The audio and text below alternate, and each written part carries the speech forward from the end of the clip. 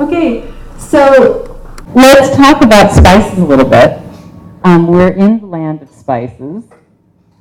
Who wants to share an experience? What is your favorite spice seasoning that you've had while you've been here, or food product that you've had while you've been here? What has been mind-blowingly great from the spice realm? Welcome, I'm glad you're here. I'm a substitute stand-in for our instructor, and we're having a discussion. So feel free to come on up with your food and join us and get in on this good stuff. So what have you eaten that's just been mind-blowing? Everything. I think the thing, I'm not supposed to be eating the salad at the moment because my stomach, which is very aggravating, I'm going to heal that this year. But cardamom is the thing that I have really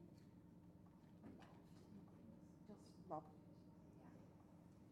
Does everybody know cardamom? Yeah. And the green cardamom and the black cardamom, they're very, very different. Yeah, yeah. What else? Have you had anything wonderful while you've been here? Everything, yeah. And the term masala also? Seasoning. Seasoning. What else? What else have you had that's been wonderful? I have been in Kashmir for 2 days, and I got to know a very old man, and he tried to teach me everything about saffron. I don't know if you say saffron, yeah. But he couldn't speak English, so it was a little bit difficult. And then he just tried to show me what he's doing with it, and it was crazy because I still don't know what it was, but it was like a tea, it was something else, it was something warm, it was like 5 different kind of dishes, and the problem is I really don't know what was inside, but it was a very great experience. Because in Germany, I had it sometimes, but I never felt much about it. Here, everything feels different. People are closer to food, like my maid, she makes something of everything, even if it's not eatable anymore. She makes something, and that's what I love here. She takes something and turns it into something yes, else. she changes things in a very natural way, not like in Germany we throw away everything we don't need anymore. And she takes something and she adds some spices, and it's perfect. And that's what I love. Has anyone gone down to Old Delhi? Yeah? Have you been to the Spice Road in Old Delhi? If you haven't, and you have the time, you have to take a rickshaw or walk. It's just too much congestion. The roads are too narrow. And for 1,000 years, the spice vendors have been down there. And the air, they fill the sacks with the spice, and the particulates come out in the air. And it's so strong that they have to wear masks. And you just sneeze, and your eyes water from the amount of particulars in the air from all the spices. It's unbelievable. Unbelievable. So let's talk about saffron. Saffron, the most expensive spice in the world. Yeah. The reason it is because it's not something that can be cultivated very easily. And when it is harvested, it has to be harvested by hand. It's the stamen of the petal of a lily, from a very particular lily, has to be harvested at a particular time in a particular place. It's known for being grown here in India and Pakistan, and it's also grown in Spain, very typical in Spain, and they also grow it in parts of South America. In Morocco, they will grow a very similar plant, and it's considered to be the substitute. So a lot of the time in the States, if you get saffron, you have to verify where it came from, because they will have 2 threads of saffron in there, and the rest will be these little marigold stamens that are bright yellow, but they'll be passing it off as saffron. Yeah. But the neat thing about saffron is it has that sort of umami. You know the sweet, salty, sour, bitter, and what's the 5th? Sweet, salty, sour, bitter. Who knows the other taste? And then umami, the Japanese have given a fifth taste, and that's what MSG creates. It's that extra yummy in cheese and in tomatoes and in meat. It's that extra bit of something that MSG creates, and they call that umami. And saffron is loaded with it. It almost has that spicy flavor. Oh, you look like you had something to Oh add. no, I was just delighted. So while I was in Old Delhi, I bought some saffron, and I found out the actual region where it comes from, and it had stamped on it the family name of who harvested it. So, you know, I think that's going to be really exciting to open that up. I can't wait. If I'd have known that we were going to be talking about this, I'd have brought I have a suitcase, an extra suitcase full of spices that I'm taking home. Yeah. So let's also talk about, it was brought up, cardamom. Let's bring that up. Does everybody know what cardamom looks like? Have you all seen it? The pods? It's a very cool pod, and they dry it out. And here in India,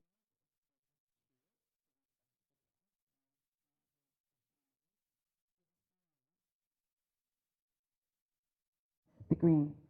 The black ones are too gnarly to chew. They're just big and they look like bark. Hello, welcome. So we're just talking more about spice. What have you eaten while you've been here that's just been mind-blowingly memorable, that you'll take home and say, you won't believe what I ate? I came in India in January, so I'll be here for 3 years.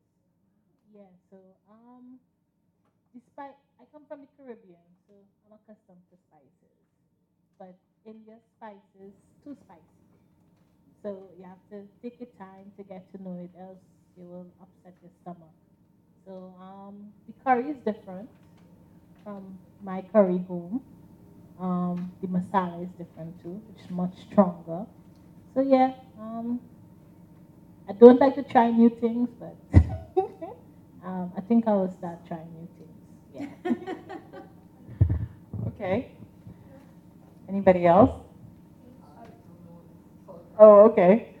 Well, Shimon was just sharing something interesting that as Indians always use food for taste and for medicinal things. So Actually, cardamom very is useful, for we can use in tea also. It's very good for health, and we can use for the, like, if your voice is not good. Sometimes it's in cold season, and sometimes so many times our voice is so bad, then we can use cardamom in mouth and for mouth fresheners also as well, and it's make a good voice also. So many singers also eat the cardamom for the good voices, and it's true. what does that mean, good voices? Like a singer having some bad singer takes cardamom because the voice is like a come thickness, so it will be coming Like raspy, not strong. not strong.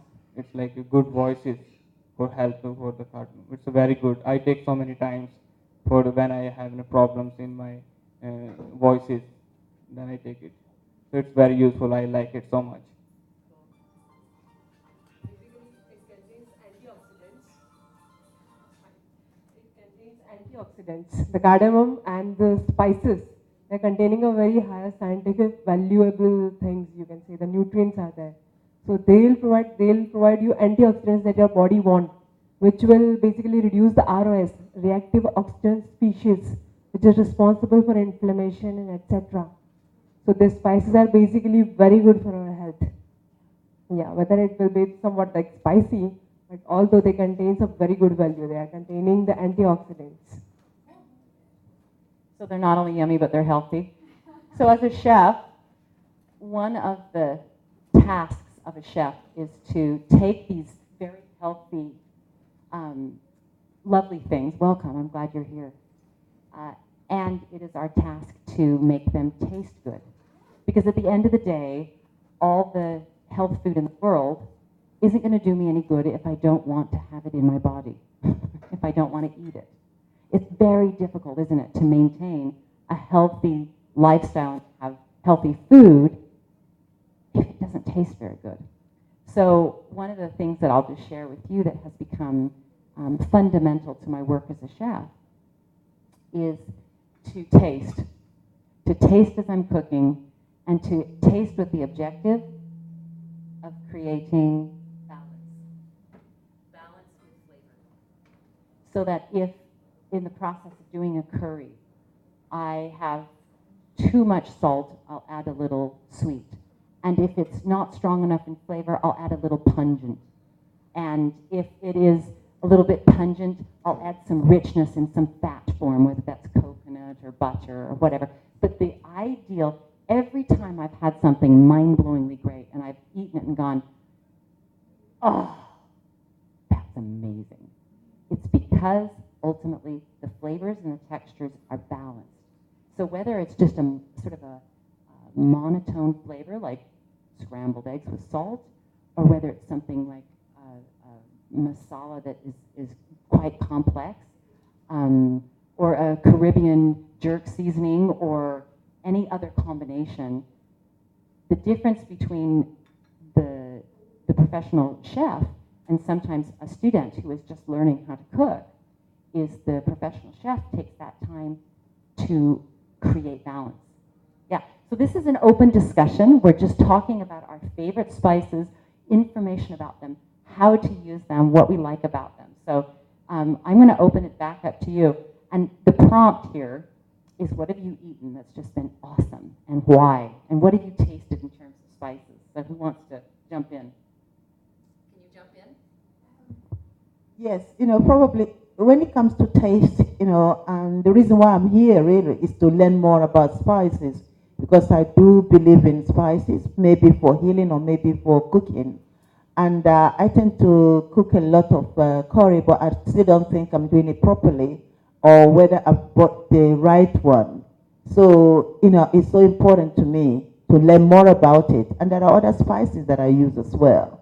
And I just want to know more about them, and not only because of the taste. Again, what does it really do inside my body?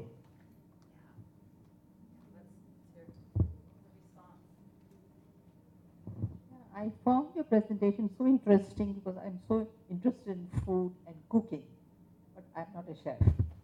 I'm a professor from a medical school, and I'm concerned about health. What bothers me most in this country and in African nations, there is one spice which people use so lavishly because they like it, the aroma and the smell and the tangy taste. In India, we call it black rock salt. It is otherwise, it has several names. It is otherwise known as kala namak. It is known as vrat ka namak. That means women take fast. It is known as vrat. So during fasting, they take this salt. Then there is a name sanda namak. It is also known as Lahori namak. It comes from Lahore. We also mine in India, and it's also known as Pakistani namak. So this part of the world used this black rock salt lavishly in everything that they cook. Even in this hotel, they will put it in these salads, they will put it in chaat,